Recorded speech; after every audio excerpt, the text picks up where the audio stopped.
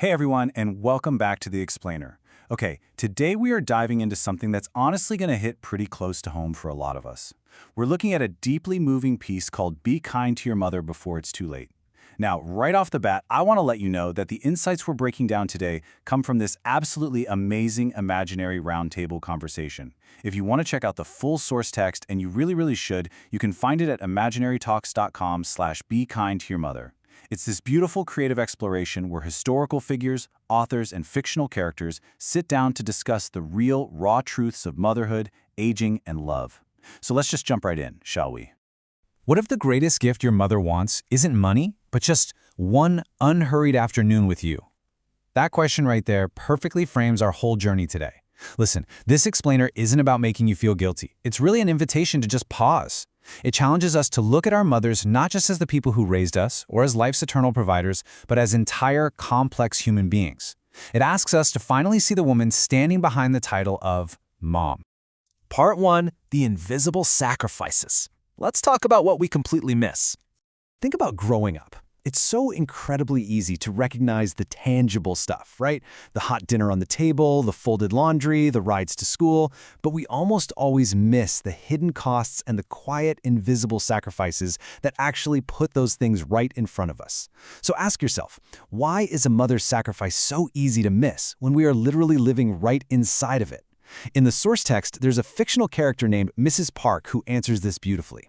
She talks about working these exhausting double shifts to provide for her kids, coming home with swollen hands, and still doing the laundry anyway because she didn't want her son to feel guilty. She completely hid her exhaustion so her children would only ever feel the steadiness of her love and never the heavy burden of it. And this brings up a truly profound point from one of the imaginary guests, Maya Angelou. She notes that protecting a child from the cost of love also protects them from gratitude. Just let that sink in for a second. By hiding the pain and the sheer effort of it all, a mother might inadvertently prevent her child from ever truly understanding the absolute depth of what they've been given. This perfectly illustrates how those hidden realities play out in our daily lives. I mean, how many times as adults do we get annoyed when our moms call and ask the exact same simple questions? We hear, "Did you eat?" And we immediately think it's just annoying repetition or maybe her trying to be controlling. But what the mother actually means, what she is really saying beneath those words is, "I have been waiting all day to hear your voice." It's just her searching for a simple, everyday way to speak her love and her fear for your safety. Moving on to Part 2, How to Truly Honor Her. This is about going beyond grand gestures. So, what does it actually mean to honor our parents as they age? As the steps get a bit slower and they transition from the ones carrying us to the ones who might actually need to be carried. To answer this, Viktor Frankl offers this amazing reframing.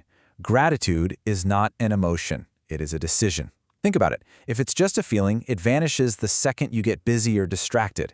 True honor isn't about grand, sweeping gestures or buying expensive gifts. It's about small, visible, repeated actions. It's the son who calls every single Tuesday at exactly 7 o'clock. It's about making your gratitude a visible habit.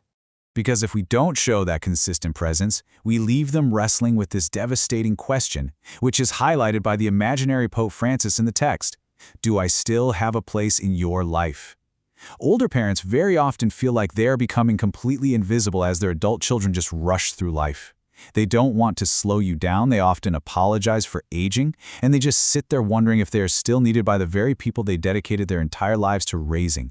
Part 3, Sharing Burdens and Boundaries. How to have honesty without the overwhelm. As adults, how can we be honest about our struggles without treating our mothers like an emotional emergency room? You really have to think about your motives here. Are you sharing for connection, essentially saying, "I want you to know what's happening in my life"?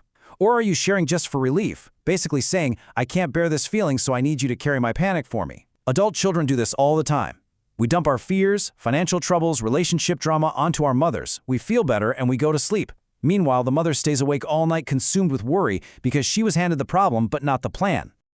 To help navigate this exact dynamic, the fictional panel brings in Brené Brown, and she offers this incredibly practical 4-step framework for sharing. Step 1, is it her information to know? 2, is she emotionally able to receive it right now? 3, what support do I already have in place? And 4, what do I actually need from her? Mentally walking through these steps allows you to maintain healthy emotional boundaries while still keeping your mom meaningfully included in your life, rather than either shutting her out completely or totally overwhelming her. Part 4, The Urgency of Time. confronting the illusion of always. Now we have to shift gears and confront a really difficult reality. We all walk around with this massive illusion of permanence. Because our mother has been a constant presence literally since the beginning of our consciousness, our minds play a trick on us. We assume she's somehow exempt from time. We always think we have next week. I thought we had time. A fictional hospice nurse in the piece, Grace Miller, notes that this is the sentence she hears most often from children who arrive too late. Illness gives people permission to suddenly become present and attentive, but everyday life? It usually doesn't. So I really want to challenge you on this. Why do we wait for a terrifying diagnosis to ask the questions that actually matter? Why do we wait for a hospital room to apologize, to really listen, to finally ask our mothers about their own childhoods? We so often confuse our good intentions with actual action. We tell ourselves, oh, I meant to call. But intention does not comfort the dying, and it definitely doesn't comfort the lonely. Only action does. The poet Mary Oliver brilliantly illustrates this whole dynamic with a metaphor that is just heartbreakingly beautiful.